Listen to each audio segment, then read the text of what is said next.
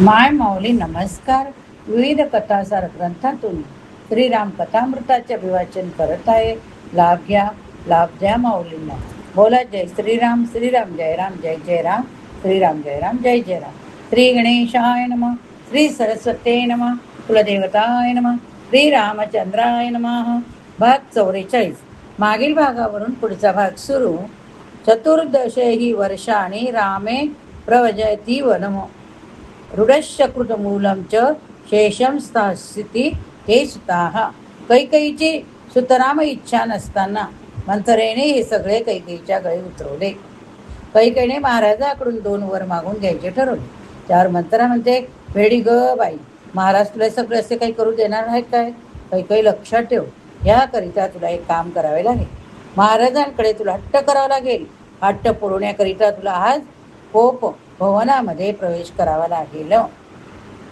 क्रोधागारं प्रविशास्य भूमौ मालिनवासिनी रुदन्ति पार्थिवं दृष्ट्वा जगत्याम शोकलालसा.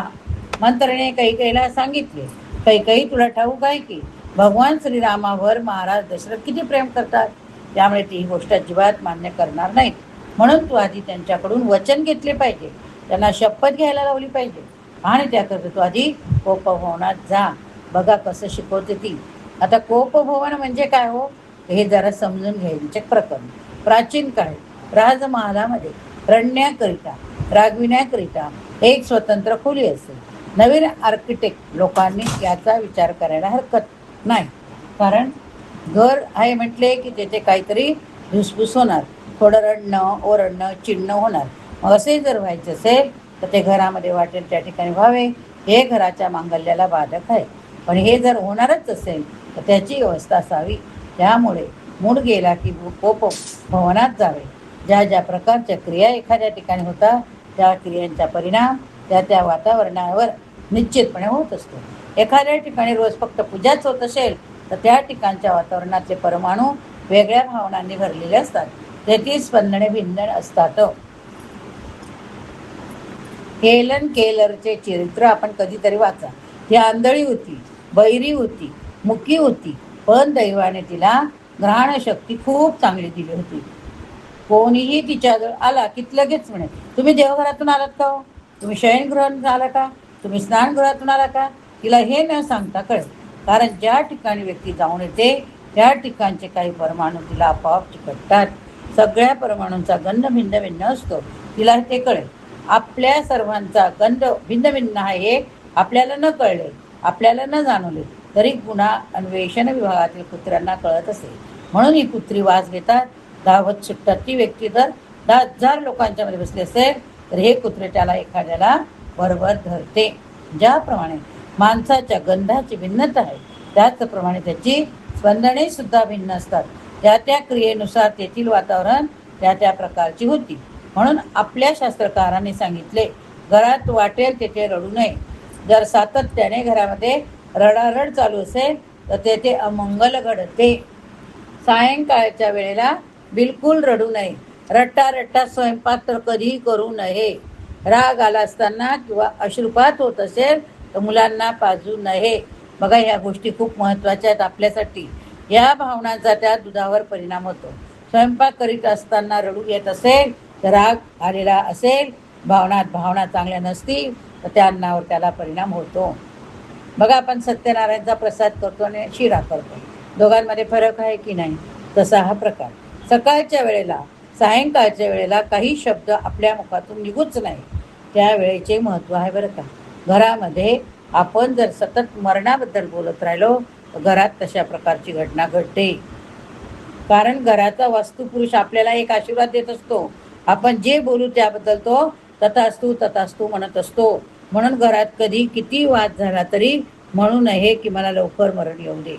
आपण जर चांगले संकल्प सोडून गेलो तर मोठे काम करायचे ठरवले तर तोही तथास्तु म्हणतो.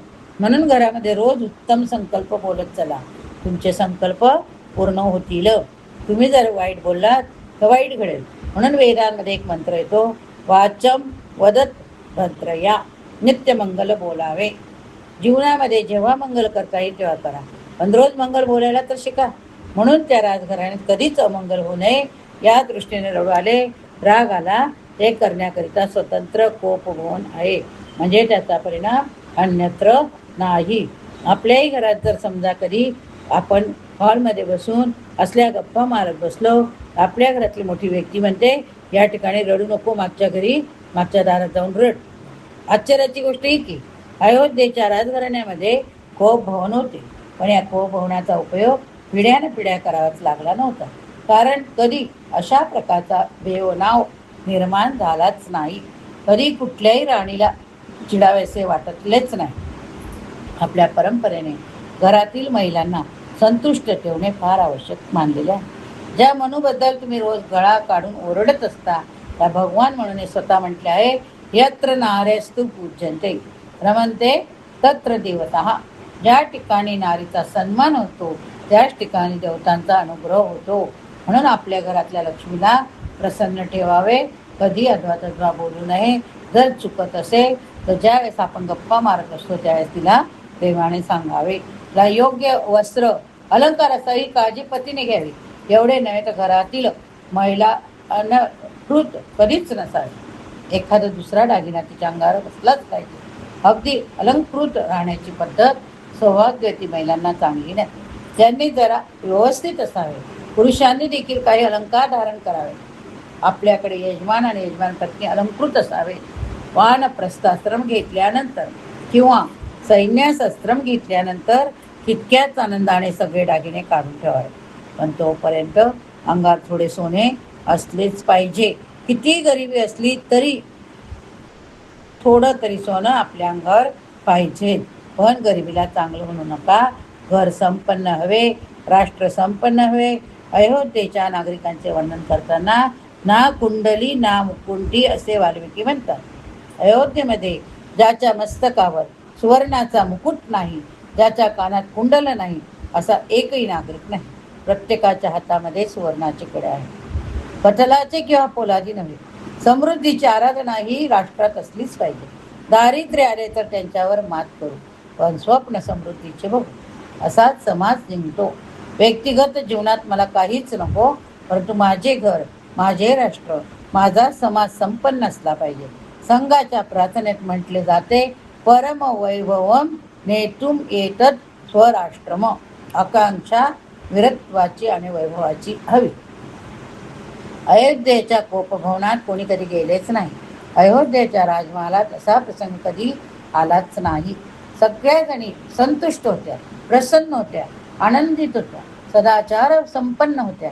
पण अशा परंपरेमध्ये एक मंथरा आली आणि त्या मंथरेने कैकेयीला ही प्रेरणा दिली.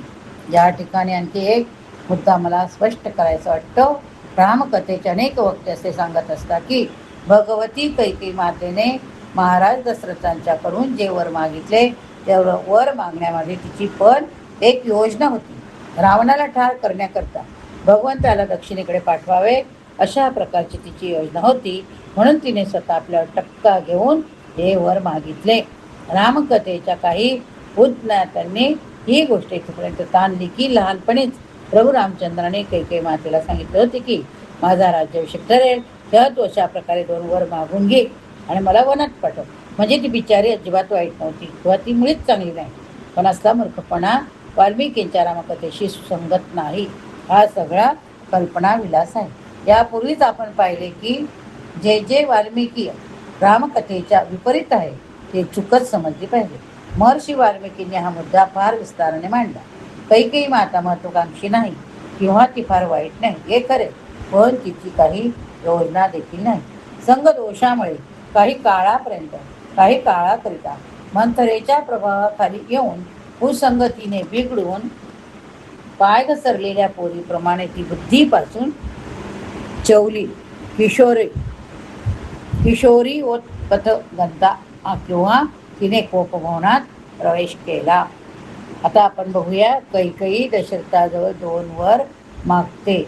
मंथरेने कैकेयीला सांगितले, कैकेयी कोपभवनात जाऊन कपडे फाडून घे, कुंकू पुसून टाक, मंगळसूत्र तोडून टाक, जोरजोरात ओरडत राहा. महाराज जेव्हा तुला रामाची शपथ घेऊन दोन्ही गोष्टी मान्य करतील तेव्हा तू हे वर माग. सायंकाळची वेळ होती. महाराज दशरथ दिवसभराच्या परिश्रमाने शांत होऊन आता कैकेयी राणीच्या महालाकडे निघाले होते. महाराजांच्या अंतःकरणामध्ये एक विचार पुन्हा येतो आहे. आता मी जाणार, कैकेयीला ही बातमी स्वतः माझ्या तोंडून सांगणार. अन्य कोणाकरवी तिने कैकेयी मातेला कळवले नाही. ही गोष्ट तिला सांगण्याकरिता त्यांनी स्वतःकडे ठेवली. हे विचार करता की गोष्ट मी जेव्हा कैकेयीला सांगेल तेव्हा सरळ नाही सांगणार. मी कैकेयीला सांगेल, आज मी तुला फार आनंदाची बातमी सांगणार. तेव्हा तुम्हाला काय बक्षीस देणार? अरे रसिक राजाला कैकेयी सारख्या पत्नीशी अशा प्रेमाचा खेळ खेळ असं वाटण्यात गैर काही नव्हते हो. मी तिची उत्सुकता वाढवेल. जेव्हा तिला रामाच्या राज्याभिषेकाची बातमी सांगेन तेव्हा तिला जो आनंद होईल तो मला माझ्या डोळ्यांनी टिपायचा आहे. महाराज दशरथाच्या अंतःकरणात अभाव आहे. नंतरने जेव्हा बातमी सांगितली तेव्हा कैकेयीला पहिल्यांदा आनंद झालेला होता. म्हणून दशरथाच्या मनात या आनंद वार्तेच्या मोबदल्यात आपल्या प्राणवल्लभेकडून काहीतरी भेट घ्यावी असे होय.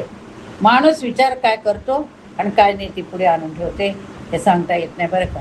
आनंदाने विचार करीत महाराज दशरथ राजमहालाच्या दारावर पोचता रोज कैकेयी तेथे महाराजांना औक्षण करून त्यांचे स्वागत करी. बघा, राम राज्यापासून औक्षण करायची पद्धत आहे. पण आता सुद्धा आपण काही चांगले प्रसंग असले, आनंदाचे असले, शुभ काही कार्य असले की त्यावेळी आपण औक्षण करत असतो. आज दारावर कैकेयी नाही, पण त्यांच्या मनात विचार आला. स्वारीला बातमी आधीच कळलेली दिसते, म्हणून ती सुद्धा राज्याभिषेकाच्या तयारीला कुठेतरी गेलेली दिसते असा स्वाभाविकपणे विचार करून महाराज महालात येऊन मंचावर बसले. वातावरण स्तब्ध. महाराज कोणीच नाही, फक्त ती मंत्रा एकटा इकडून तिकडे जाते. महाराज दशरथाने तिला विचारले, राणी कुठे? आणि मंत्रीने गंभीर स्वरात उत्तर दिले, कोप मौनात आहे महाराज. कोप मौन शब्द ऐकला मात्र हजार चक्र महाराज दशरथांच्या डोक्यातून फिरून गेली. आजपर्यंत अयोध्येच्या या परंपरेत कोणत्याही राणीने कोप मौनात प्रवेश केला नव्हता. त्यांच्या अंतःकरणात संशयाची केवळ पालच चुकली नाही, तर संशयाच्या नागाने आपला फणा काढला. ते विचार करू लागले, उद्या राज्याभिषेक, आजीला काय झाले? महाराज तसे रुद्ध होते, उठून उभे राहिले. त्याला कठीण एका क्षणात कपाळावर घामाचे बिंदू दिसू लागले. नौकरांच्या पुढे ते सगळे दाखवता येत नाही. चिंतेचे जे गाठोडे दुपारपासून त्याला थोडे दूर सरकल्यासारखे वाटत होते, त्यापेक्षा 100 पटीने डोक्यावर पुन्हा आल्यासारखे भासले. महाराज दशरथ उठले, कोपभवनाच्या दारापर्यंत गेले. दार किलकिले करून पाहिले तेव्हा कैकेयीने जोरात ओरडायला सुरुवात केली. तिला खोटंच रडायचं होतं. ज्याला खोटं रडायचं असतं ना, तो जरा जास्त रडतं बरं का, हे लक्षात ठेवा. महाराज 2 पावले आत जाता त्याने ते दृश्य पाहिलं. ते विचित्र होतं. कित्येक दिवस न झाडलेल्या त्या कोपभवनात कैकेयी धरणीवर पडली होती. तिने कोणी जातच नसल्यामुळे झाडण्याचा प्रश्नच नव्हता. तिचे फाटलेले कपडे धुळीने माखलेले, कुंकू आधीच पुसून टाकलेले, मंगळसूत्र तोडलेले, केस विस्कटलेले, ती गडगडा लोळते. अशी स्थिती महाराज दशरथाने कधीच कुणाची पाहिली नव्हती. त्यांच्या तोंडाला आधीच कोरडं पडले. कैकेयी असे म्हणत महाराज तिच्याजवळ जातात, तिला समजावं पाहतात. पण कैकेयीने महाराजांचा हात जोरात दूर केला. मला स्पर्श करू नका महाराज, असे ती म्हणाली. तिला अजिजीने समजावून सांगू लागले, कैकेयी तुला कोणी काही बोलले का गो? तुला काय झाले सांग, निदान माझ्याकडे पाह तरी. मी तुला किती आनंदाची बातमी सांगण्याकरता आलो. हाच तुला मीच सांगणार. मनात काय काय विचार करत होलो? तुझा कोणी अपमान केला का? तुला काही हवं का? तू माझ्याकडे बघ, खरं बोल. तुझा अपमान करणारा तू सांगशील ती शिक्षा मी करतो. तुला हवी असलेली वस्तू जगातून कुठूनही आणून देतो, पण तू मला आज असा त्रास देऊ नको. बोल ना कैकेयी. गयावयात महाराज बोलतायत. पुष्कळ वेळची मनधरणी करता. थोड्या वेळाने कैकेयी म्हणते, देतो देतो देतो. काय देणार आहात तुम्ही मला? आधी ज्या गोष्टीबद्दल कबुली दिली त्या गोष्टी तरी तुम्ही मला आणून दिल्यात का? महाराज दशरथ म्हणतात, म्हणजे काय मला कळले नाही गं. कैकेयी म्हणते, तुमच्या लक्षात कसे राहील? इतक्या जुन्या देवासुर संग्रामामध्ये तुम्ही मला 2 वर दिलेले होते. आतापर्यंत कधीतरी तुम्हाला त्याची आठवण झाली का? महाराज दशरथ अशा स्थितीमध्ये म्हणतात, अगं विसरलो, पण त्यात काय झालं? 2 वर तुझे माझ्याकडे इतके दिवस राहिले, त्याचे व्याज पुष्कळ झाले असेल. त्या 2च्या ऐवजी 4 मागं बाई तू आता. दशरथाच्या बोलण्यात अशा अगळपगळपणा आहे, ते अत्यंत भाबडे आहेत. मागितल्यावर प्रत्यक्षात एक वर देण्यास सुद्धा कठीण. काही म्हणते, चार वीर काही नको, मला आपले 2च वर पुरे. महाराज म्हणतात, ठीक आहे, तुला काय हवं ते मा, पण उठ. जमिनीवर कुठे पडतात काय, कपडे कसे फाटलेले, तुला त्या 2 वराद्वारे काय हवे असेल ते मी देईन. आता काही लढवापणा म्हणते, मला तुमचा विश्वास नाही हो, तुम्ही नुसतं बोलत राहता, परत काही नाही. महाराज दशरथने विचारलं, मी काय केलं नाही तुला विश्वास वाढेल? काही म्हणते, शपथ या शपथ. महाराज विचारतात, कुणाची? काही म्हणते, तुमच्या सर्वात प्रिय व्यक्तीची. महाराज म्हणतात, मग मला तुझीच शपथ घ्यावी लागेल, कारण मला सर्वात प्रिय तूच आहे. कारण मला सर्वात प्रिय तूच. राजकारण असे बोलावे लागते हो. पण काही मोठी चलाक ती म्हणते, नाही महाराज, मी तुमची प्रिय आहे खरं आहे, पण माझ्यापेक्षाही राम तुम्हाला जास्त प्रिय आहे. तेव्हा तुम्ही रामाची शपथ घ्या. महाराज दशरथ रामचंद्राची शपथ घेतात. ते कैकेयीला म्हणतात, तुझे 2 वर मी तुला देईन, पण तू आता महालात चल, चांगली वस्त्रे परिधान कर आणि काय तुला हवे ते सांग. आता बघूया आपल्याला उद्या काय सांगते ते. या ठिकाणी वाक संपवूया. बोला जय श्रीराम. श्रीराम जय राम जय जय राम. श्रीराम जय राम जय जय राम. श्रवण केले असेल तर लिहायला विसरू नका. जय श्रीराम.